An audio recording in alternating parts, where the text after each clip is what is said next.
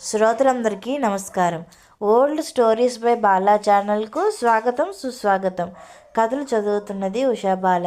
ఈరోజు మన కథ తెనాలి రామలింగం. కృష్ణదేవరాయల వారి తల్లికి జబ్బు చేసి మంచాన పడింది.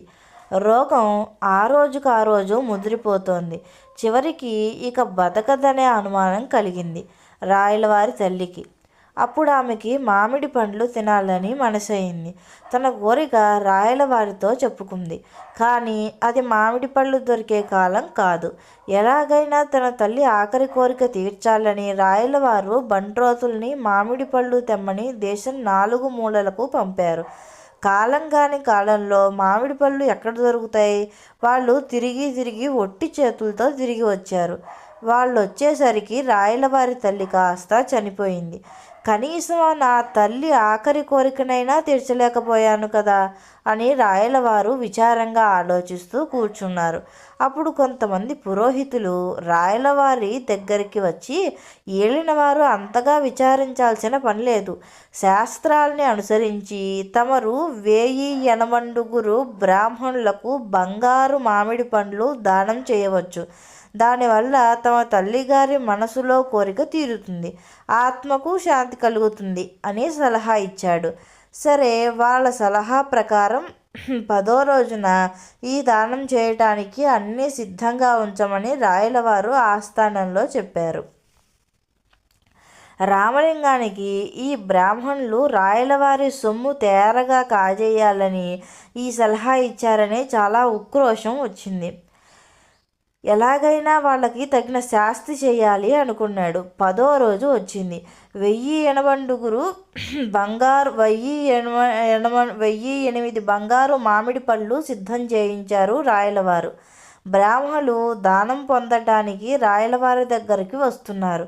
వాళ్ళు వచ్చే దారిలో మన రామలింగం ఒక కుంపట్లో ఇనప కడ్డీలు కాలుస్తూ కూర్చున్నాడు. మొదటి బ్రాహ్మణుడు పోతుండగా రామలింగం పిలిచి, ఇదిగో ఇది ఒకటి వేయించుకుని పొండి అన్నాడు ఎర్రగా కాల్చిన ఇనుపగడ్డి చూపిస్తూ. పాపం బ్రాహ్మణుడు తెల్లబోయి ఇదెందుకు అని అడిగాడు. ఎందుకేమిటి? అక్కడ దానం పొందదలసిన వాళ్ళందరూ ఇక్కడ ఒక్కో వాత పెట్టించుకుపోవాలి. దానం అక్కర్లేదు, వాత అక్కర్లేదు అంటే నేను చెప్పేదేమీ లేదు. కానీ వాత పెట్టించుకుపోతే కానీ మీకు మామిడి పండు దానం ఇవ్వరు. తర్వాత మీ ఇష్టం అన్నాడు. ఇది వినేసరికి బ్రాహ్మణులందరికీ చాలా ఆశ్చర్యం వేసింది. చూస్తూ వాతలు వేయించుకోవటానికి వాళ్ళకి మనసొప్పలేదు. కానీ బంగారు మామిడి పళ్ళ ఆశ వల్ల అంతా ఒక్కొక్కరే ఒక్కో వాత వేయించుకుని ఆ వాతలు కనపడకుండా ఉత్తరీయాలు కప్పుకుని రాయలవారి దగ్గరకు పోయారు.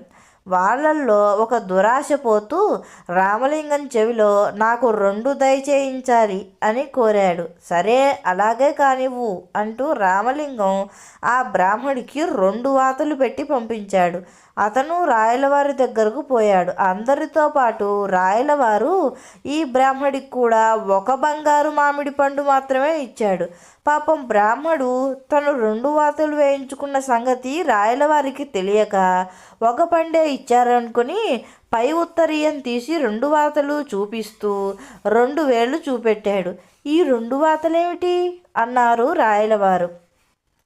చిత్తం, రామలింగం గారి దయ, నా కోరిక ప్రకారం 2 వాతలు వేసి 2 పళ్ళు దానం తెచ్చుకోమన్నారు అని అన్నాడు. రాయలవారికి ఒకేసారి కోపం వచ్చింది. ఏడి పిలు ఆ రామలింగాన్ని అని భటుల్ని పంపించారు. రామలింగం రాయలవారి ఎదుటకు వచ్చి నిలబడ్డాడు. రాయలవారు వాళ్ళకి ఆ వాతలు పెట్టమని ఎవరు చెప్పారు నీకు అని అడిగాడు. ఎవరూ చెప్పలేదు. మా తల్లిగారు కూడా ఈ మధ్యనే చనిపోయింది. ఆమె పక్షవాతంతో బాధపడుతూ చనిపోయే ముందు, నాయన నాకు వాతలన్నా పెట్టరా, ఈ బాధ పోతుంది అని కోరింది. సరే కదానని నేను కడ్డీలు కాల్చి తెచ్చే లోపనే ఆమె గారు చనిపోయింది. నా తల్లి ఈ ఆఖరి కోరిక తీర్చలేకపోయినందుకు నేనెంతో విచారిస్తున్నాను. ఇంతలో ఏలినవారి తల్లిగారు చనిపోయారు.